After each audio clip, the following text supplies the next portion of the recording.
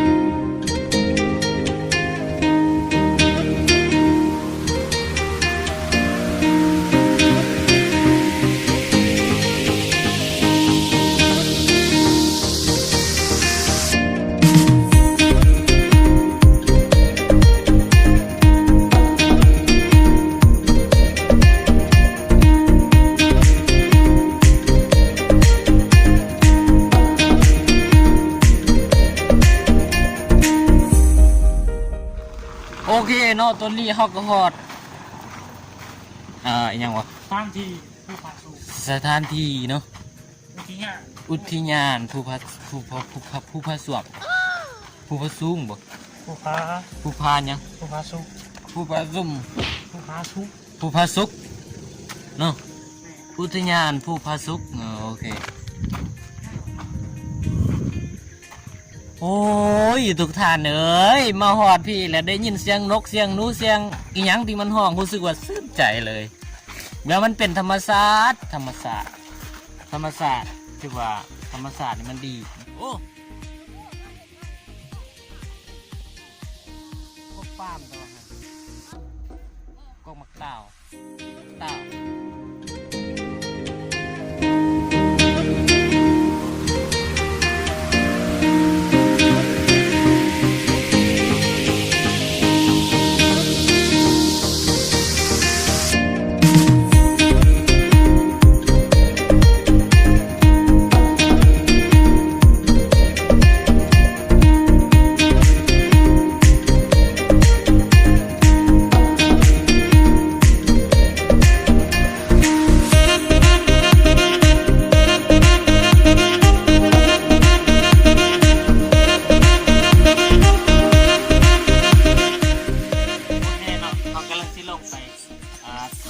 หลอดเนาะเมืองสารวัตรแข้งสารวัตร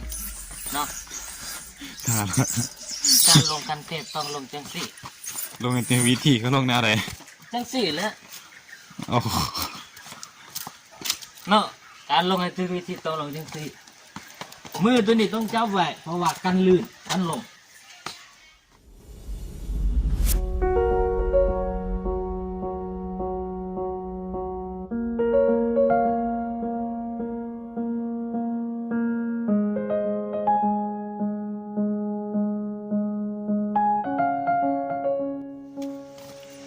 ท่านผู้ชมตอนนี้เราจะมาเบิ้งท่านผู้ชมตอนนี้เฮาสิเข้าไปเบิ้งทำภูพาสุกแขวงสารวัตรเนาะตามมาเลย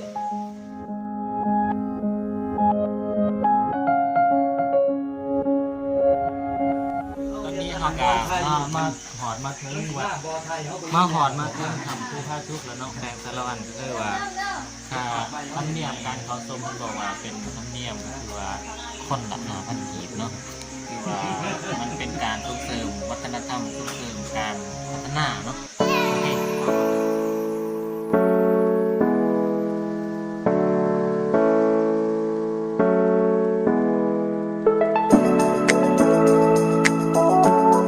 อเคเนาะตอนนี้บรรยากาศ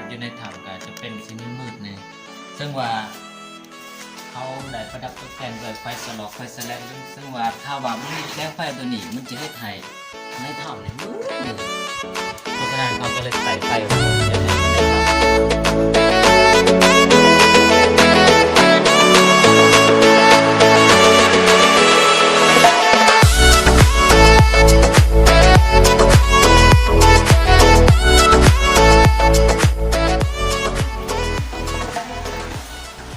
ท่านผู้ชมนี่ท่านผู้ชมน้ำขนาดซึ่งว่าเขาบอกว่าห้ามไปต่อเพราะว่ามันเจ็บในดูส่งของคำนี่ตัวขาดกันบ่งามเนาะท่านผู้ชมสมัครเบิ้งหน่อยตัวว่าห้ามจับ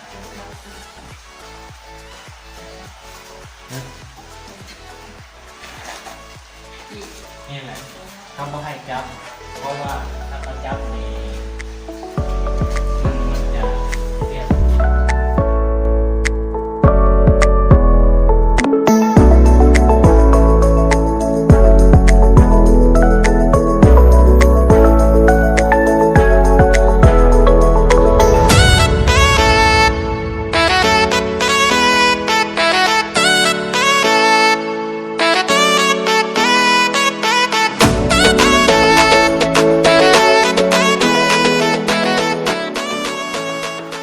จังหวะบรรยากาศในถ้ำนี้ทุกท่านจะดูบน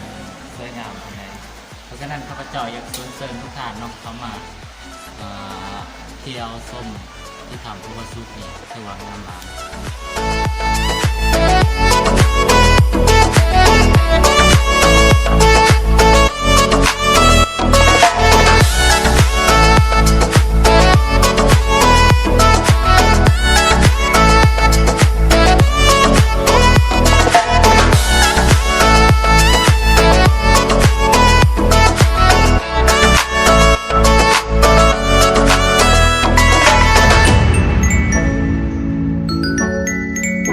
ท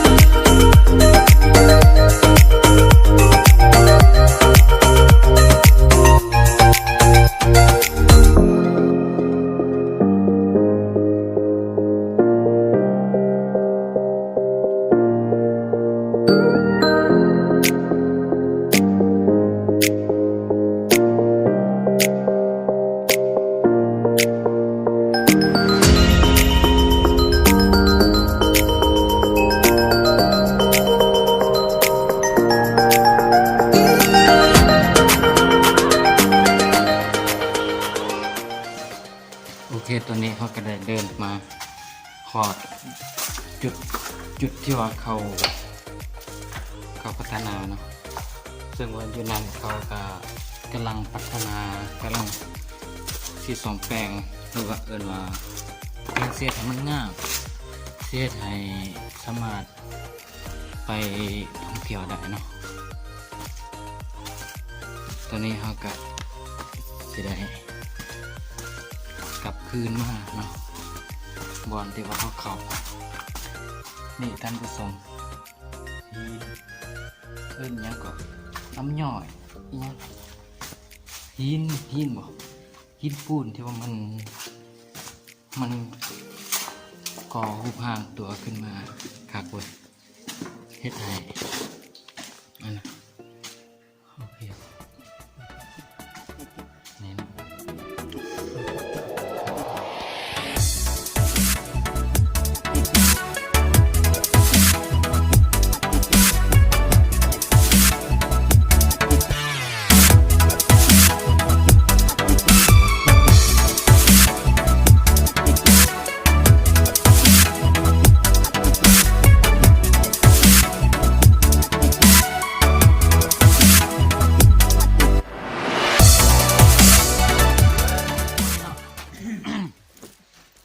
ท่านผู้ชมเชื่อว่าตัวนี้ข้าพเจ้าได้เข้าไปในถ้ำผู้พระสุกแล้วแล้วก็ได้เลาะมาเลิกสมควรเนาะตอนนี้ข้าพเจ้าก็ได้ออกมาเป็นที่พอแล้วก็รู้สึกว่าเมื่อยสมควรแต่ว่าภายในถ้ำโคตรงามเลยเพราะฉะนั้นข้าพเจ้าอยากเชิญชวนทุกๆทานเนาะทุกๆคนที่ว่าเพื่อนๆทุกคนที่ว่ารับชมคลิปนี้สามารถเข้าไปท่องเที่ยวได้ที่ถ้ำภูผาสุกเนาะแขวงสารวันเฮานี่เองเนาะใกล้ๆทางภาคใต้เฮานี่เองเนาะบ่จะเป็นอัตตปือเซกองจำปาสักเนาะสามารถเข้าไปเที่ยวได้โอเคอันนี้ก็คนหนึ่งที่ว่าเข้าไปรู้สึกจะได้ ซึกเมื่อย เมื่อยเนาะ โอเค แล้วก็ต่อไปอยากชวนให้มาเที่ยวท่านสิมีโอกาสไปที่มาอีกครั้งต่อไปอยากชวนไผมา ส่วนผู้สาว ชวนผู้สาวโอเคเนาะ